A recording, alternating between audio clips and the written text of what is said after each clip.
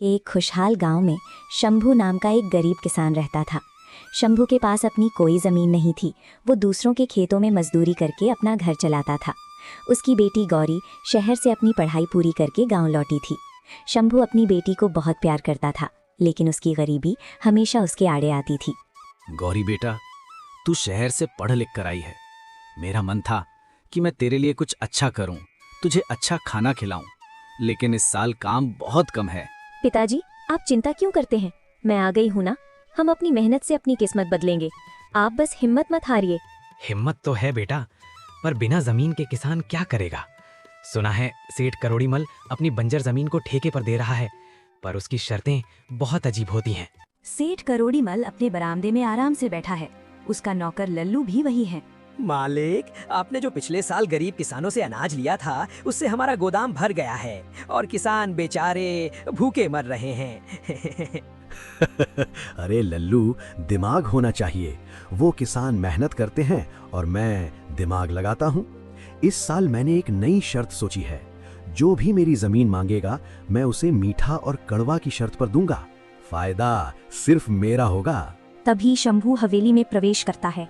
राम राम सेठ जी। आओ शंभू, कैसे आना हुआ? जमीन चाहिए क्या? जी मालिक, सुना है आप जमीन ठेके पर दे रहे हैं।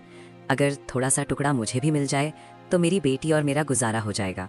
जमीन तो मिल जाएगी शंभू, लेकिन मेरी शर्त बहुत साफ है। इस बार मैं फसल का आधा आधा नहीं करूंगा। तो फिर क्या शर्त है मालिक? शर्त ये है कि उस जमीन पर जो भी उगेगा, उसमें से मीठा हिस्सा मेरा होगा और कड़वा हिस्सा तुम्हारा। अगर मंजूर है तो बताओ। मीठा आपका और कड़वा मेरा। ठीक है मालिक, मुझे मंजूर है। शंभू घर चला जाता है। शंभू घर आकर गौरी को शर्त के बारे में बताता है। क्या? सेठ ने कहा कि मीठा उसका और कड़वा हमारा? पिताजी, सेठ बहुत चालाक है। उसे पता है कि आप गन्ना या कोई फल उगाएंगे जो मीठा होता है, वो सब ले जाएगा और आपको सिर्फ फसल का कचरा मिलेगा। अब क्या करें बेटा, मैंने तो अंगूठा लगा दिया है, ये सोचकर कि सेठ जी दया करके थोड़ा अनाज दे दें। कोई बात नहीं पिताजी, अगर सेठ चालाक है तो आपकी बेटी भी शहर से कुछ सीख कर आई है। हम उस जमीन पर अनाज या गन्ना नहीं उगाएंगे। तो फिर क्या उगाएंगे?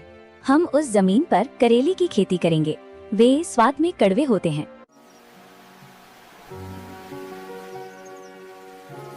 महीनों तक शंभू और गौरी कड़ी धूप में मेहनत करते हैं। वे खेत में खूब सारे करेले उगाते हैं। गांव वाले हैरान थे कि शंभू ने खाने के लिए अनाज क्यों नहीं उगाया। कुछ दिनों में फसल तैयार हो गई। सेठ करोड़ीमल और लल्लू खेत पर पहुंचते हैं। सेठ बहुत खुश है। उसे लग रहा है कि उसे बहुत सारा गन्ना या मीठे फल मिलेंगे। ये क्या है? पूरे खेत में तो करेले भरे पड़े हैं। जी मालिक, और जैसा कि आप जानते हैं, करेला बहुत कड़वे होते हैं। शर्त के मुताबिक कड़वा हिस्सा हमारा है, इसलिए ये सारे करेले हमारे हुए। अब आप इस खेत में कुछ मीठा ढूंढ लीजिए, वो आपका है। मालिक, यहाँ तो एक भी मीठी चीज नहीं है, सब कड़वा है। तुमने मुझे धोखा दिया है। मैं इन करेलों का क्या करूँगा? धोखा नहीं मालिक, ये तो आपकी ही शर्त है। आपने ही कहा था कि कड़वा हमारा। हमने तो बस मेहनत की है। अब हम ये कीमती करेले बाजार में बेचेंगे। सेठ गुस्से में पैर पटकता हुआ वहाँ से चला जाता है। शंभू और गौरी बहुत खुश होते हैं।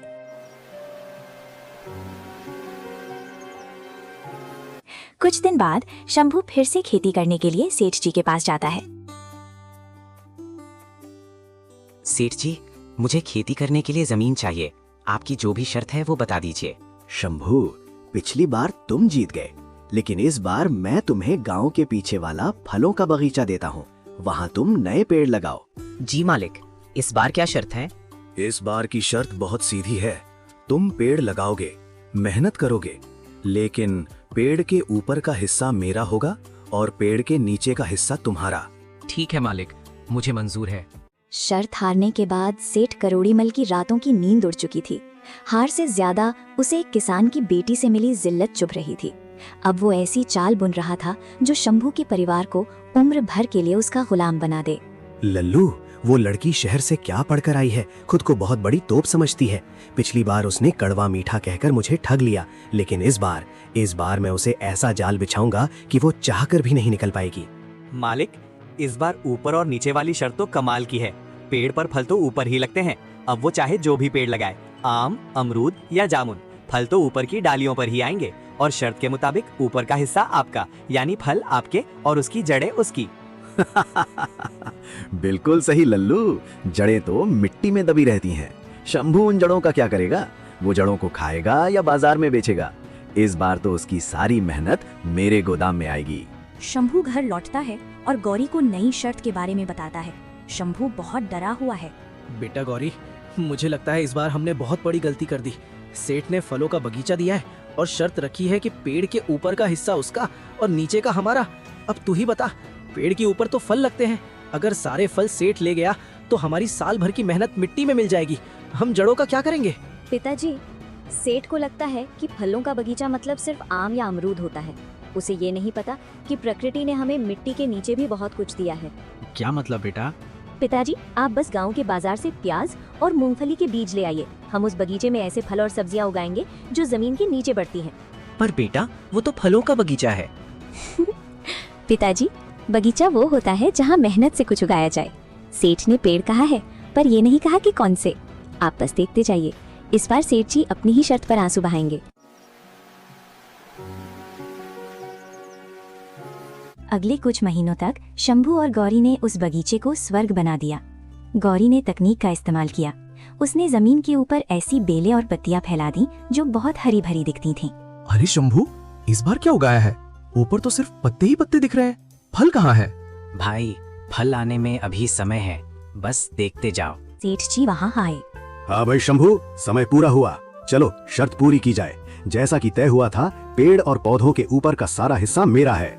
जी बिल्कुल सेठ जी, आप ऊपर का हिस्सा ले जा सकते हैं। अरे ये क्या बदतमीजी है? इन पत्तों में तो एक भी फल नहीं है। शंभू, फल कहाँ है? क्या तूने फल पहले ही चुरा लिए? नहीं मालिक, फल तो अभी वही है जहाँ उन्हें होना चाहिए। शर्त के मुताबिक ऊपर का हिस्सा आपका था, तो आपने अपनी पत्तियां और घास ले लीजिए। अब नीचे का हिस्सा हमारा है। पिताजी, खुदाई शुरू कीजिए। शंभू कुदाल उठाता है और जमीन खोदना शुरू करता है। जैसे ही मिट्टी हटती है, नीचे से चमचमाती ढेरों मूंगफलियां और बड़े बड़े प्याज निकलने लगते हैं। देखिए मालिक, ये प्याज और ये मूंगफलियाँ, ये सब जमीन के नीचे उगी हैं। आपकी शर्त के मुताबिक ये सब हमारी है। आप अपनी घास फूस ले जा सकते हैं, वो आपके जानवरों के काम आएगी। ये धोखा है। तुमने जानबूझकर ऐसी फसल उगाई। धोखा हमने नहीं, आपने दिया था मालिक। आपने सोचा था कि आप एक गरीब किसान की मेहनत छीन लेंगे। आपने शर्त रखी थी, ऊपर और नीचे। हमने तो बस आपकी शर्त का मान रखा। अब बताइए, क्या आप अपनी घास लेकर जाएंगे या हम अपनी फसल बाजार ले जाएं? सेठ करोड़ी मल सन रह जाता है। उसे अपनी बेइज्जती महसूस होती है। तभी गांव का सरपंच आता है। सेठ जी, आज एक बेटी ने साबित कर दिया कि लालच का फल हमेशा कड़वा होता है।